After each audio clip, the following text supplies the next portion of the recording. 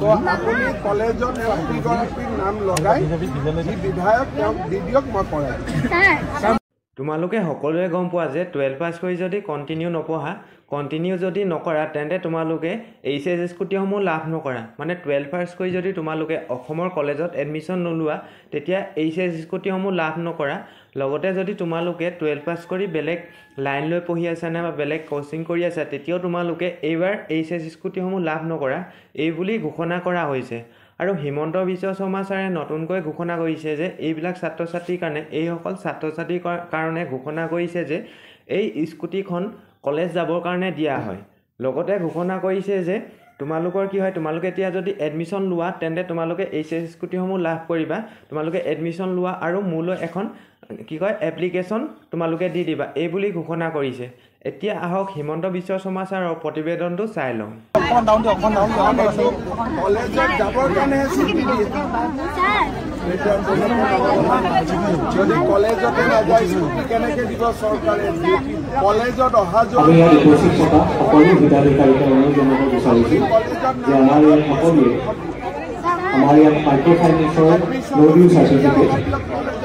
লাগি পেলাই আপুনি ঘৰ ক'ত? তো আপুনি কলেজত ছাত্ৰীগৰাকীৰ নাম লগাই যি বিধায়ক তেওঁক দি দিয়ক, মই কৰাই দিম। তোমালোকে এতিয়া শুনিলা হিমন্ত বিশ্ব শৰ্মা ছাৰে এইসকল ছাত্ৰ ছাত্ৰীৰ কাৰণে কি ঘোষণা কৰিছে। আৰু এতিয়া সম্ভৱো নহয় এডমিশ্যন ল'বলৈ। আৰু তোমালোকে যদি এডমিশ্যন ল'লাই, এডমিশ্যন লোৱাৰ পাছত তোমালোকে স্কুটিখন পাবানে নোপোৱা সেইটোতো বিশ্বাস কৰিবলৈ টান হয়। কাৰণ তোমালোকক আগতে কোৱা আছিল যে এইচএছ স্কুটিসমূহ সকলো ছাত্ৰ ছাত্ৰীয়ে এইচএছ স্কুটিসমূহ লাভ কৰিব। এতিয়া ইনগ্ৰেশ্যন প্ৰগ্ৰেমৰ সময়ত কোৱা হৈছে যে কোচিং কৰা আৰু বহিৰাজ্যত পঢ়া ছাত্ৰ ছাত্ৰীসকলে এইচএছ স্কুটি লাভ নকৰে এই বুলি কোৱা হৈছে। এতিয়া আকৌ কৈছে যে হিমন্ত বিশ্ব শৰ্মা ছাৰে ঘোষণা কৰিছে যে তোমালোকে এডমিশ্যন লোৱা, এতিয়া এডমিশ্যন ল'লেও তোমালোকে এইচএছ স্কুটিসমূহ লাভ কৰিবা। এতিয়া সেই কথাটোতো বিশ্বাস কৰিবলৈ টান হয়। আৰু কি হয়, তোমালোকক যোৱা বছৰ 2023 বছৰ যোনবিলাক ছাত্ৰ ছাত্ৰীয়ে এইচএছ স্কুটিসমূহ পাইছিল তেওঁলোকে 12 পাছ কৰি বেলেগ কিছুমানে লাইন লৈ পঢ়িছে, কিছুমানে 12 পাছ কৰি সেইদৰে ড্ৰপ আউট দিছে। 12 পাছ কৰিলে তোমালোকৰ কি হয়, যোনটো পাৰ্চেণ্টেজ লাগে ছাত্ৰীসকলৰ 60% আৰু ছাত্ৰসকলৰ 75% লাগে। সেই পাৰ্চেণ্টেজত এইচএছ স্কুটিসমূহ দিয়া হৈছিল। মানে কোচিং কৰাসকলকো বেলেগ কিবা লাইন লৈ পঢ়াসকলকো এইচএছ স্কুটি প্ৰদান কৰিছিল 2023 চনলৈকে।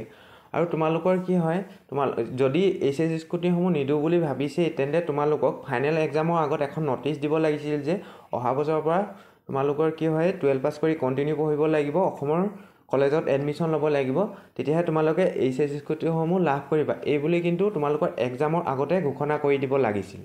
আৰু এতিয়া বহুতো মেধাৱী ছাত্ৰ ছাত্ৰীয়ে তেওঁলোকে মনত আঘাত পাইছে আৰু বহুত মাক দেউতাকে তেওঁলোকক কয় যে তহঁতি ভালদৰে পঢ়, এইচএছ স্কুটিখন লাভ কৰিবি। আৰু নিজেও ভালদৰে পঢ়ে যে মই ভালদৰে পঢ়ি ভালদৰে ৰিজাল্ট কৰি এইচএছ স্কুটিখন লাভ কৰিম।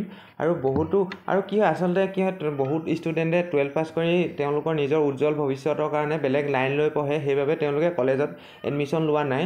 কিয়নো তেওঁলোকে অসম চৰকাৰে আগতে ঘোষণা কৰি দিয়া নাই যে 12 পাছ কৰি কণ্টিনিউ অসমৰ কলেজত এডমিশ্যন ল'লেহে এইচএছ স্কুটিসমূহ লাভ কৰিব এই বুলি কোনো ধৰণৰ ঘোষণা কৰি দিয়া নাছিল। সেইবাবে বহুত ছাত্ৰ ছাত্ৰীয়ে বেলেগ লাইন লৈ পঢ়িছে উজ্জ্বল ভৱিষ্যতৰ কাৰণে। আৰু বহুতো মাক দেউতাকে বহুতো গাৰ্জেণ্টে এতিয়া সেই ছাত্ৰজনক বা ছাত্ৰীগৰাকীক এইচএছ স্কুটিখন ঘৰতে কিনি দিব পাৰে, কিন্তু নিজে পঢ়ি পিনে নিজে স্কুটিখন লোৱা আনন্দ সেই যোনে পায় তেওঁহে গম পায় যে নিজে পঢ়ি লোৱা, নিজে পঢ়ি ভাল ৰিজাল্ট কৰি পিনে পোৱা আনন্দ কিমান সুকীয়া হয়। সেইবাবে অসম চৰকাৰলৈ এটাই অনুৰোধ জনাইছোঁ যে যোনখন doctor Banikanta Kakati merit award, এই এৱাৰ্ডখন সকলো যোনবিলাক ছাত্ৰ ছাত্ৰীয়ে পাব লাগে সেই ছাত্ৰ ছাত্ৰীক দিব লাগে।